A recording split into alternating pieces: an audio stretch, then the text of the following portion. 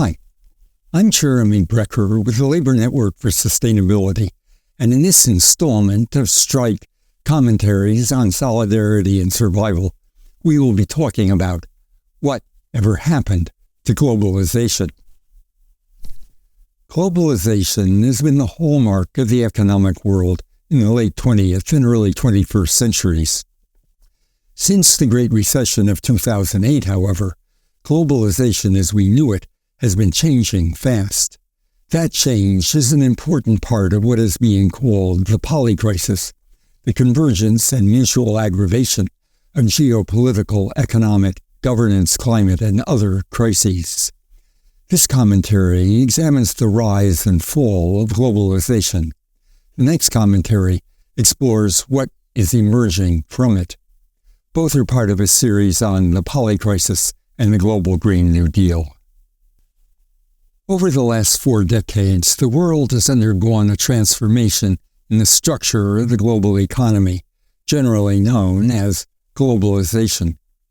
While there had been a global economy since 1492, or even before, this new globalization represented a profound change in the relations between national economies, national governments, and the world economy. Goods and money grew increasingly free to move anywhere around the world to make greater profits.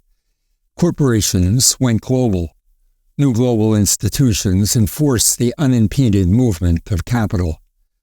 The ideology and political practice that has come to be known as neoliberalism beat down efforts by national governments and popular organizations to restrict this freedom. But since the Great Recession of 2008, the trend of globalization has been reversed. This commentary examines why and how. Both neoliberal globalization and today's retreat from it represent phases in a long history of the changing relations between markets and states. To grasp the rise and the fall of globalization, it helps to put both in historical perspective. In medieval Europe, markets were extremely limited. Most economic activity was controlled by feudal lords, whose peasants produced for them directly, or by guilds organized by craft. Within this system, markets, trade, and a class of capitalists gradually grew. The emerging system of markets and capitalists had an ambiguous relation to the system of territorial states. Many capitalists traded internationally, but most also developed close ties with their home states, each providing support to the other. According to the historical sociologist Michael Mann, by the time of the Industrial Revolution, capitalism was already contained within a civilization of competing geopolitical states. Each of the leading European states approximated a self-contained economic network, and economic interactions was largely confined within national boundaries and each nation's imperial dominions. European states shaped trade, often aiding it by national policies, war, and empire. By the 20th century, Europe and its offshoots like the United States, what came to be known as the West, controlled most of the world.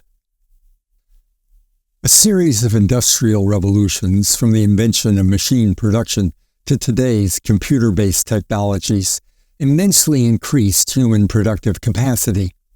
The increased production was and remains controlled primarily by capitalist corporations, which organize an ever-increasing proportion of the world's economic activity.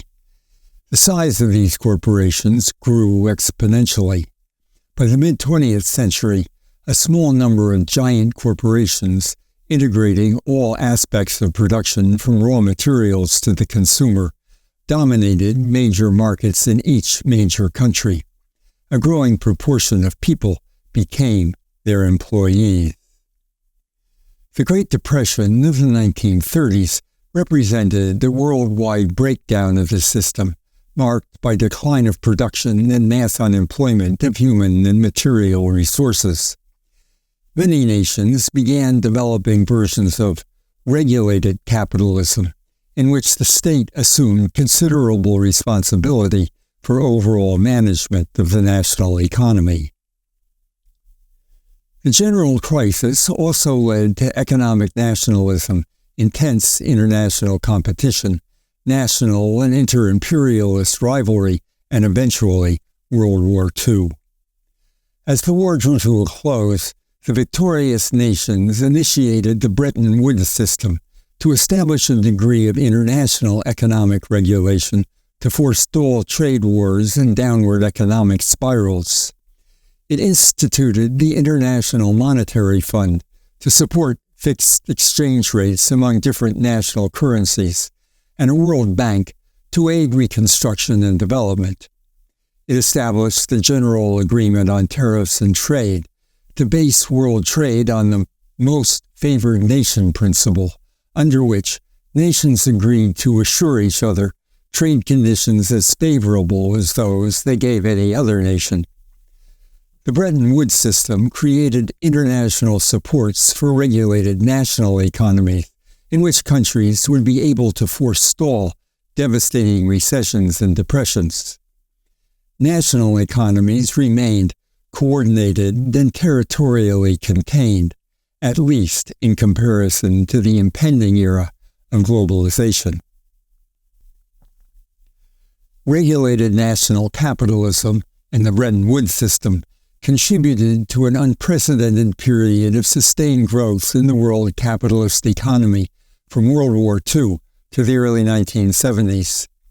The years from 1948 to 1973 saw global growth rates of nearly 5% per year. But in the early 1970s, capitalism entered a worldwide crisis. Global economic growth fell to half its former rate, and corporate profit rates plummeted. This extended crisis was met by several related strategies on the part of governments and corporations that together constituted what came to be known as globalization. Item: capital mobility. Companies expanded their capital mobility, their ability to move production and money around the world without impediment. This cut costs by moving production to locations where labor was cheapest and environmental and other regulations weakest. Item: transnational networks.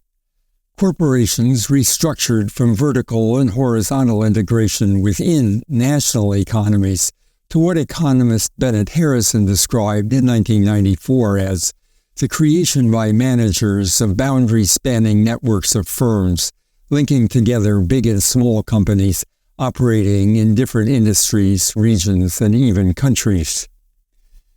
The ultimate power and control remained concentrated with the largest institutions, multinational corporations, key government agencies, big banks and fiduciaries, research hospitals, and the major universities with close ties to business. Harrison described this emerging paradigm of networked production as concentration of control combined with decentralization of production. Item: neoliberalism. International network production was supported by a national and global policy framework that became known as neoliberalism, which aimed to dismantle barriers to international trade and direct all public policy to the goal of capital accumulation. Together, these practices have gone under the rubric of globalization. Over the course of 4 decades, globalization transformed the world economy. As one recent study put it, state-centric territorial competition was substantially displaced in significance by an economic globalization which created its own set of international structures through global networks. From the 1960s to 2007, trade growth as a proportion of global GDP nearly doubled, from less than 10% to nearly 20%. However, this global system produced a devastating crisis, generally known as the Great Recession. Since 2008, the same measure of global economic integration has dropped steadily back to the level of 2000. In parallel, global cross-border bank lending fell from 60% of global GDP in 2008 to 37% by 2023. This apparent de-globalization, however, is far from reestablishing the coordinated and territorially contained national economies of the pre-globalization era. In fact, world trade has continued to grow. What's happening has appropriately been called geoeconomic fragmentation. Geoeconomic fragmentation is part and parcel of the Polycrisis, both an effect and a cause. The growth of geopolitical conflict, preparation for war, and actual war are a driving force in geoeconomic fragmentation as nations, coalitions, and corporations vie for dominance in global networks. So is the rise of xenophobic, nationalistic political movements espousing economic nationalist policies. So is the response to the climate crisis, with global struggle to control networks of climate-protecting products and to displace the costs of climate protection onto others. At the same time, geoeconomic fragmentation and the economic warfare that accompanies it aggravates geopolitical conflict, nationalistic politics, and climate catastrophe. The next Strike commentary will explore the emerging pattern of national struggles over global networks that characterize the era of geoeconomic fragmentation.